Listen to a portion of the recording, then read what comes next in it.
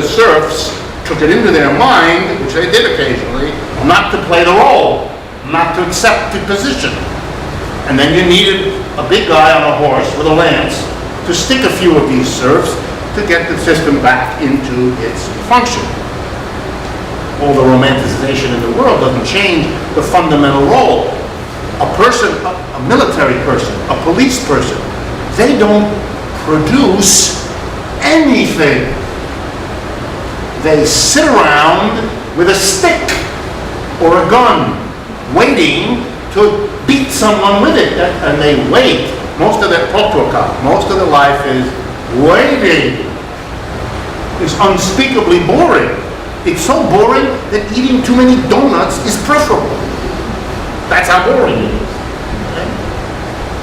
They are sustained, however, by the surplus. There's no other way to sustain a policeman.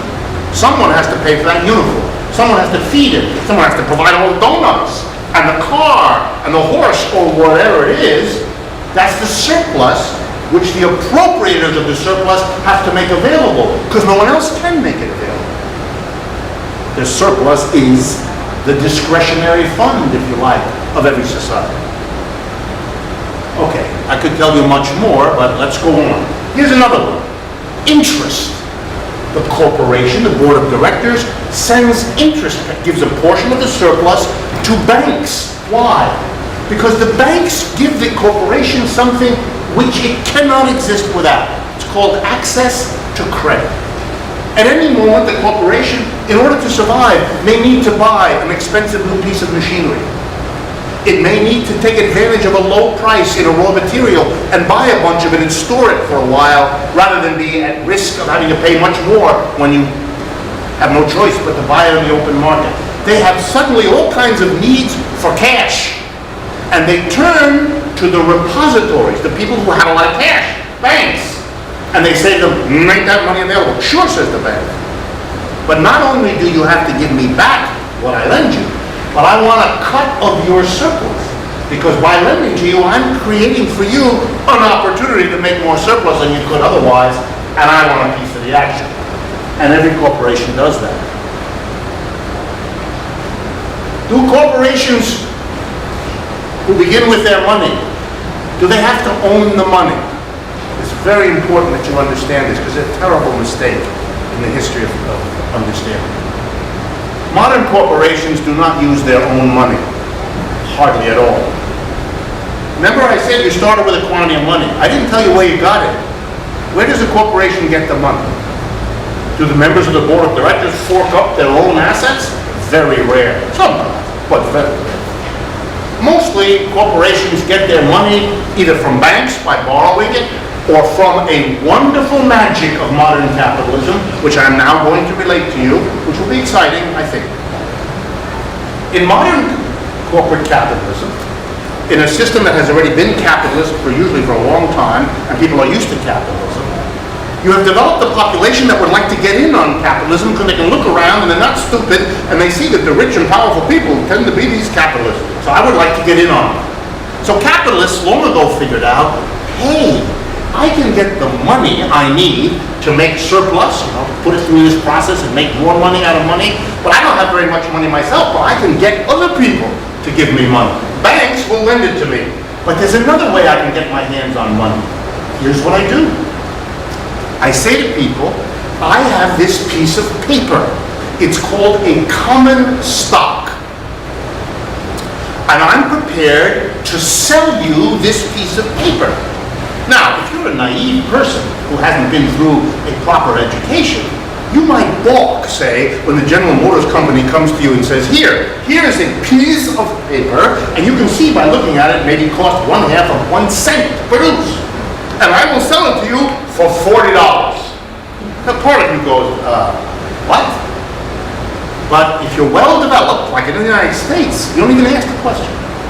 You're eager to get a share of stock.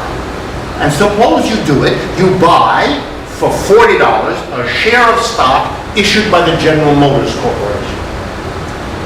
What happens now is really magical. You give up $40, which the General Motors Corporation takes and puts to work buying tools, equipment, raw material, hiring people to produce more value and sell it, and they make surplus with your money. What do you get for your share of stock? And the answer is pretty close to nothing. Let me explain. Does owning a share of stock give you influence over what the corporation does? No. General Motors, let's use that as an example. General Motors has outstanding, I would guess, 500 million to a billion shares of stock. So if you buy 1 or 10 or 100 or 1,000 or 1,000,000, you have no influence whatsoever. And were you ever to call General Motors and say, hello, I'm a shareholder, I have 280 shares, the laughter at the other end of the line will be therapeutic for you. How very nice for you, have a lovely day, go away. What do you get for it? Do you get money for it? Not necessarily. You're entitled to absolutely, it's very important, nothing. Nothing. There are many, many corporations who give the people who own their shares nothing. They've been in business for 30 years. They've never given any shareholder a nickel. Is the company obliged to give you anything because you are a shareholder? Answer, unambiguous, no. You have no influence.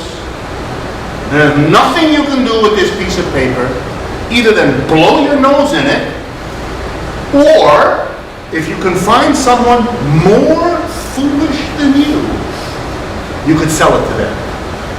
It's a negotiable, you can sell it. And indeed, most of shareholding is about that.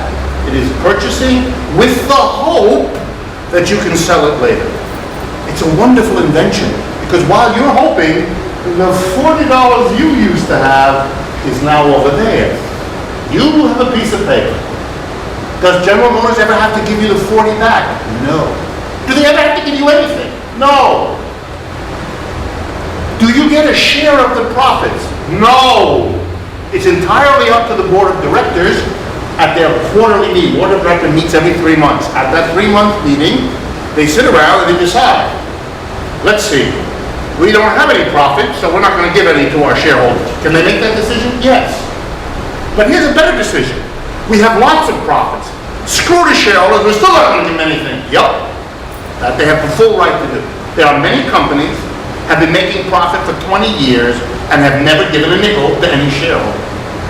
So the share is a wonderful system for getting money into the hands of corporations. But corporations know that people feel badly if they have a piece of paper that doesn't do anything for them. So over the years, in order to get more people to give them money for shares, they developed a habit.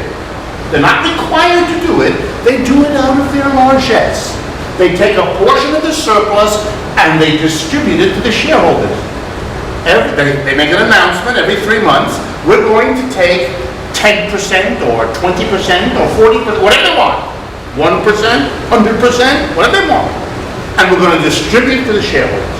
Every shareholder is going to get 6 cents for every share they own. So if you have 100 shares, you get a check in the mail for $6. If you have 1,000,000 shares, you get a check in the mail for 6, etc. Okay? That's how, and that thing is called a dividend. That is a use by a corporation of a portion of their surplus to create a view of the company that is positive, so people will buy shares, new ones, in the hope of getting these dividends. By the way, can you buy a share because they pay dividends in the hope that they will continue and then they decide not to continue? That's a law.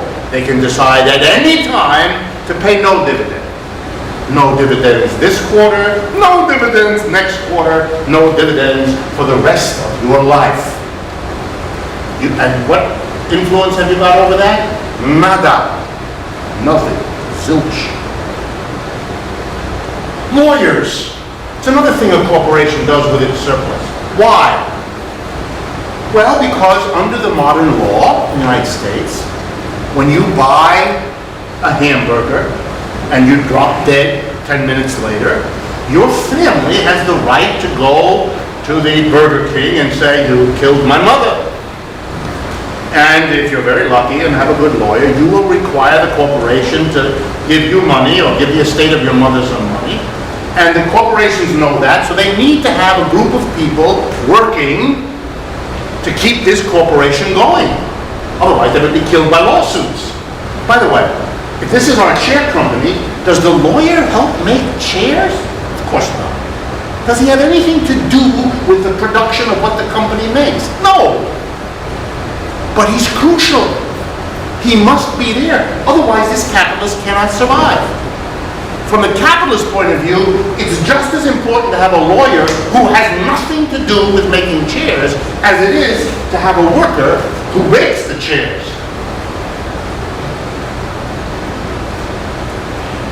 Next, capitalist corporation uses a part of the surplus, again, for something else that has nothing to do with making chairs. Paying taxes has nothing to do with making chairs. Paying interest has nothing to do with making. These are all other activities that need to be done so that the chair making can go on. But none of these people have anything to do with chair making. Next example, advertising. Remember I said it real simply before. We make a chair and then the corporation sells it for money. But to sell something for money, you've got to find a person with money who wants this thing. And capitalists early on discovered that they would like to produce a lot more stuff and that there aren't large numbers of people coming to the back of the factory at the right moment to pick up the chairs. So they need to spend money to have people doing work to get the damn chairs converted into money to sell. So for example, many large corporations have employees called salesmen or saleswomen, or they have a whole sales department, or a whole sales effort, or a whole sales team. Now notice, do the members of the sales team have anything to do with producing the chair? Answer, nothing. They don't know about chairs, they never touch a hammer, they never touch the glue, they do nothing to chairs other than sit on them. So you have to pay them. They're not going to come worried about selling your chairs if you don't. Where does the money come from? Answer. The surplus is taken, part of it, by a corporation to sustain the sales department, because without that activity, the rest of it can't happen. They have to make sure, just like they have to make sure there's a bunch of cops that can be called on a moment's notice. The cops don't make chairs, but they have to take a part of the surplus to sustain these people if the surplus is going to continue to be produced by those who are in fact engaged in that process.